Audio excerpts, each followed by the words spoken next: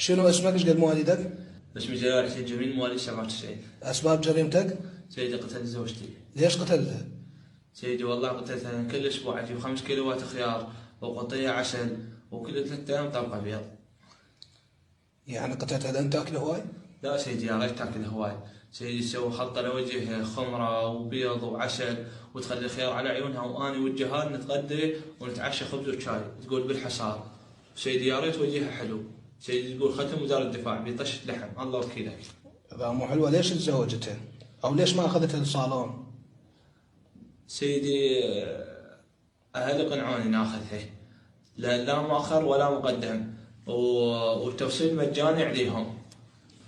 التوصيل مجاني عليهم، يعني الزفه هم يكفلون. وانتم ما تردون تخسرون فلوس اخذتوها؟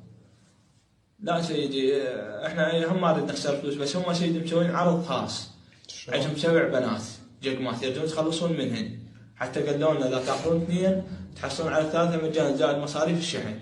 ما بيهن حلوه؟ سيدي ما بيه سيدي، لو سكت روحك ما تحصل وحده. تعرف باقي العروض مال التغذية مالتهم؟ لا سيدي ما اعرف، بس اذا تريد انت تعرفون اتصل على رقم المرادف لبلدك.